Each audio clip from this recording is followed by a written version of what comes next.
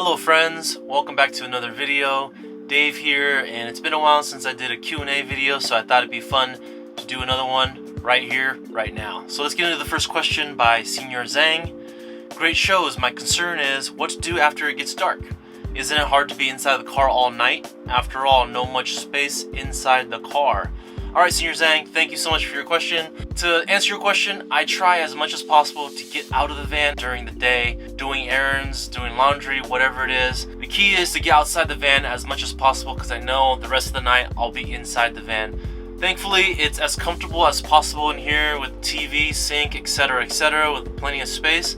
I don't feel too claustrophobic. And to tell you a little personal story, 2 days ago I was inside the van all day and all night. I did not even leave. Honestly, it really affected my mood, and I got a little depressed, started thinking about what am I doing with my life.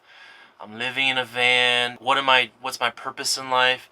And there's nothing wrong with those kind of questions. I actually ask myself that question every morning and every night. It's pretty healthy to actually want more out of your life.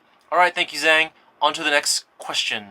Donna Hanford Nicholas, do you have an engineering background? That is a very efficient, crisp, and friendly space. Well done. This is referring to my minivan build, my first van. I don't have a engineering background. I'm not that smart, but my friend Evan, who helped me build that van, does. I don't know if he does have an engineering background. I think he does. I don't know really, because if you're listening, sorry I'm going to disclose this information, but he works for a company that is very top secret, and he works on experiments. I guess that's mysterious enough. Moving on to the next comment. Evan Nguyen, this is my boy who helped me with my first build, and he says, you flip the passenger seat around, to which Lilian Tong responds, yeah, hoping he does a video on this. Okay, so this is referring to my Toyota Sienna front passenger seat. I did flip it around to open up the space more and to have more seating options when I'm entertaining or just for myself. Yes, you can flip this around and bolt it down to the existing holes. What you need is a 1993 to 1997 Toyota Previa. What you do is you get the middle seat, you go to a junkyard, and find that middle seat from 93 to 97, pop that out, and from what I'm told, it is little modifications to make it work to fit in that front passenger seat.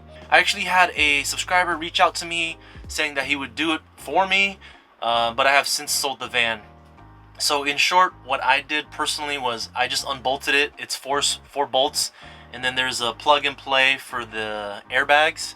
You unplug that, flip the seat around, and what I did, it's not the safest or it's not up to code, so it's up to you whether you want to do what I did or not. But what I did was I strapped it to my driver's seat, which is bolted down.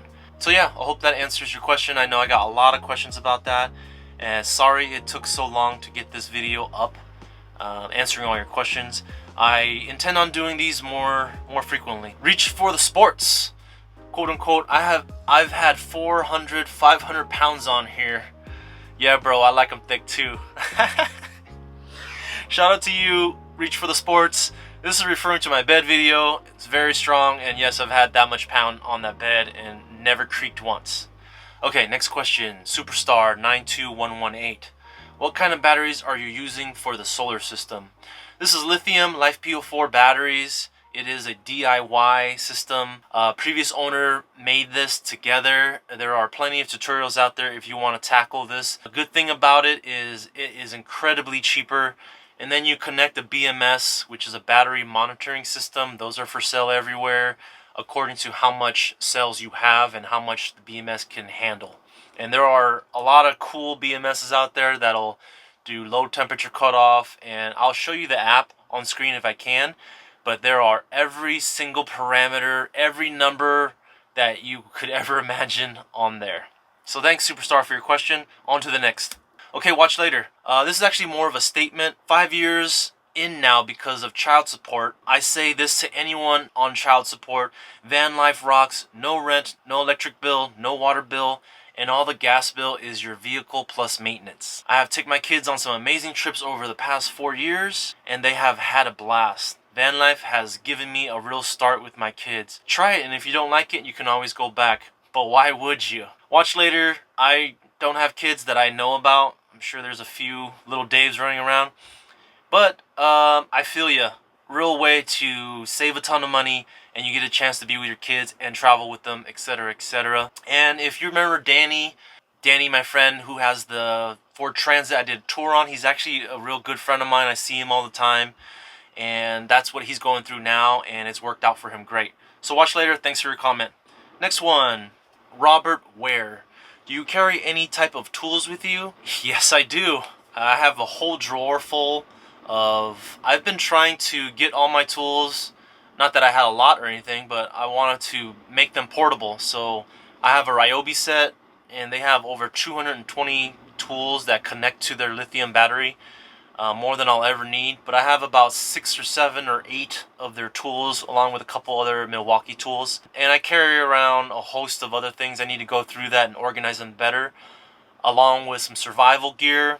A tire plug kit is vital, a tire inflator, obviously a jack for such a tall van, a bottle jack, a lot of things for connecting wires and stuff like that in case I need to fix something with the solar system. Electrical tape, measuring tool, everything is in here. Everything that I need just in case anything goes wrong, I could sort of fix it on the road for light duty stuff. So Robert, thanks for your question. On to the next one. Okay, Jim S., this is his comment. When I was young, I was afraid I'd end up living in a van down by the river. Now it's a goal. So true, Jim. This was my first video. 44 replies. Pretty funny stuff. Go ahead and read that if you want. Next question, Mike Stone. Good build. I'm 68 years old, and looking back, I could tell you, you gotta do the things that you want to now. Next year or later will come and go before you know it, and you'll just be living to work. Mike Stone, thank you for your comment. It's so true. The tricky part is trying to find work as you're traveling or living in your van remotely, and that's what I'm doing now, and I'm always trying to improve on that. So thanks for your comment, Mike Stone. On to the next. Superman writes, thank you for the tips on the diesel heater install. I guess the company stopped making gas heaters, huh? Upervan, no, they're still around, but diesel is far safer, superior. It has a higher flash point and a low auto ignition temperature, so it is just that much safer, and it is very economical. My little 2.6 gallon tank can last me for so long. At least a week, depending on how cold it is and how often I use it. So Upervan, thanks for your question. On to the next one. Okay, Ziptie 711. This question is referring to my video I did called City Dwelling in a Minivan, a Simple How-To. And let me just clue you guys on a hint. That video is satirical, it's paradoxical. I just did it for a kick. Obviously, it's not stealthy in that van. I'm making T-bone steaks the size of my head. I'm running espresso machines. I got blenders going on. I got the goggles. I'm doing all kinds of crazy stuff. I got solar panels everywhere. That video is a joke. I'm not sure how so many people in the comments missed that. Okay, on to the next one. Zip tie. Roderick. He writes, what made you choose your '09? Why are you selling? Will you be getting another Toyota? Starting in 2007 and up, between 2007 and 2010, this is considered the generation 2.5. So it doesn't have a timing belt any longer. It has a timing chain. So you can skip out on that maintenance cost, which costs about $1,000 if you had a mechanic do it. So that's money in your pocket. And also it has a slighter, bigger engine. In the 2009, it's a 3.3 liter versus a 3.5 liter. That's the reason why I chose that particular year of the Toyota Sienna. And why are you selling? Because I wanted to be able to stand up and have a dedicated cooktop and a full-on sink just to make my life easier in the van instead of having to unpack and repack everything every single meal, every single time I needed to wash something or cook something. It gets so lazy and cumbersome that I would just opt to go get some fast food. And I'm really trying my best to cook as much as possible. So thanks for your question, Roderick. Hopefully I answered that thoroughly. On to the next one. Okay, another one from Bent Lady. I love the minivan, don't get me wrong, but with solar panel on top and a roof fan, it's not stealth. I know a lot of people are really into this stealth thing, but to me, it is a myth. Especially where I live, or especially where I park it. I've never had an issue. As long as you don't look like these guys here, you'll blend right in. Or you just look like an adventure van coming in, staying the night, and leaving. I never really stay in the same spot for more than 1 or 2 nights. I keep it pushing to a different spot and I rotate. So I would really highly encourage you guys to do that. Every time I stop by Walmart, I see the same trailers and RVs and really janky, and they have all their stuff out, and they have the satellite dish, they have the generator running, and this is at a private owned place. It's a business. Please don't do that. I know whatever your situation is, maybe your RV's not running and it's tough, you trying to scrap the money together to get moving again, but living at a Walmart may just ruin it for everybody else who's just stopping in for a night as they move on to their next place of destination. Alright, Bent Lady, on to the next question. Okay, Zen Packard, she quotes myself actually, surround yourself with good people. Hard lesson learned, but such a powerful lesson. The windows look great, can't wait to see the outcome. Zen Packard, thank you so much. That is my #1 rule. Surround yourself with good people. It's not even a van life rule, it's just a life rule. They say you are a combination of the 5 people that you hang out with the most. Make those 5 people count. Shout out to all my friends that I see on a constant basis. It's no accident. Next question. My World, My Way Helen. Do you have any links to the items that you have in your van? Thank you. Yes, all the links are in every single video in the description. Just click on the description right above the like button and everything is there. I go through every single product. I'm not trying to sell you guys anything. I just want it to be very convenient for you guys to click, and there you go. Okay, next question. Joe Scott. This question is referring to the diesel heater install video that I did. If you haven't seen that, go through my catalog. It's very detailed about the Lavender Pro diesel heater. He asked, have you used your heater in the mountains yet? I want to use one in Silverado, Colorado, about 9,300 feet. Does yours have an altitude adjustment? Yes, it has an altitude adjustment. I have been so far just below 9,000 feet. I didn't even use the altitude adjustment, and it worked just fine. No white cloud of smoke, no soot, anything like that. I would probably use it the next time I go above 10,000 feet. So to answer your question, yes, it does have an altitude adjustment. Check out the Lavender Pro, freaking awesome. Alright, Joe Scott, thanks for your question. On to the next one. Okay, Livable Income says, you are very funny. Are you talking about funny looking or funny smelling or what's going on? Anyways, the question is, what do you suggest for a newbie who would probably only use one to use a small heater at night and charge phone? Heater, even small one, really suck energy. Okay, Livable Income, I think you're referring to some sort of power supply. If you're not too handy or just don't want to learn and have a little bit of money, I would say just buy this Blue Yeti that I reviewed recently. It's very simple, plug and play. It's under 500 bucks, less than $1 per watt hour, and it has amazing features, quadruple the life cycles as comparable models. Talking to you, Jackery. Plug and play, super easy. Or you can try and build something. Plenty of information on the internet to show you how to build a simple, very, very cheap system that's going to be bigger than this one. Very quickly, you could just buy a lead acid battery from Walmart, hook that up to a little 12-volt thing, plug it in. There you go. Probably for under 200 bucks. Battery itself is probably 65 bucks or 80 bucks. And then the wiring, etc., learning, time dedicated, probably under 120 bucks. If money is tight, then you're going to have to learn how to do it. If you have money, you don't have to learn. That's your trade-off. Okay, next one. Mike Johnson. Love the setup. Where is this video shot at? I'd like to travel to the beach in my van someday. Any tips?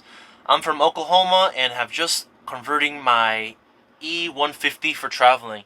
Right on, Mike Johnson. Welcome to the Econoline E-Series family. He's referring to my tour video of this box truck. This is in Southern California, and despite what people say, Southern California is very van friendly. So if you happen to make it all the way out here, DM me on Instagram, Dave_OTG, and I'll show you around. Hopefully that happens, Mike. So thanks for your question, Mike. On to the next one. Okay, Debbie G217. Hi, Dave. Just curious if you don't mind me asking, are you saving up to maybe buy a small camper so you can have a bathroom, or would the expenses be too much for that? Thanks for sharing your story with us, smiley face. Thanks, Debbie. You're behind in videos. I already have a new van that has a built-in bathroom, but honestly, when I was in the minivan, the bathroom situation wasn't that big of a deal for me. Because when I'm in the city, there's so many bathrooms everywhere, and I don't have too much of an overactive bladder. The bladder is not the problem, just pee in a bottle, right? Not many people talk about it, but that's what people do. Number two situation is a little more serious and a little more urgent. Like I said, I'm pretty regular, so I know my schedule and I do my business, public facilities, and also just to note, when I'm at that public facility and I use their bathroom, I try to spend money there, even if it's just like a pack of gum. I don't feel right about going into Vons, the same Vons every day, and not buying something there or being an actual customer and just using their facilities. So I try to do that as much as possible to support that business that I'm using their facilities. Thanks for your question, and on to the next one. My Journey writes, Dave, can you make a video on how to find a used 10-foot truck? I have been looking for over a year and have found nothing yet. Thanks, enjoy your video. So My Journey, if you happen to watch this, how are you looking? For me, through all of the buy and sell apps or websites, they're all the same. You can set alerts on Craigslist, OfferUp, Facebook Marketplace. Set alerts for keywords, whether it's box truck, cutaway van, cube van. All these keywords work. Set your filters from your price to the mileage to a host of other things, clean title, etc. Whether it's Craigslist, OfferUp, Facebook Marketplace, they will send you a notification every time a new listing pops up, and that way you can be on top of it instead of just randomly searching every day. For me personally, I happened to stumble across this box truck. I wasn't purposely looking to buy a new van this soon, as I was still saving up money, but I happened to come across it on Facebook Marketplace. I tend to think Facebook Marketplace is probably the most active compared to the other sites, just because everybody's on Facebook anyways, and so they jump over to Marketplace. I'm not really on Facebook much, but I set alerts on the Marketplace tab. So My Journey, thank you so much for your question. I think that does it for the quick Q&A. I'm going to be doing this a lot more frequently just to get these questions answered in a more timely manner. And shout out to everybody who's watching this. Sometimes I am unmotivated and uninspired to make videos, but your questions and your encouragement definitely helps. So thanks guys, and hopefully you stay weird and don't let anybody tell you what's normal. Thanks a lot guys. Talk to you guys next time. Peace.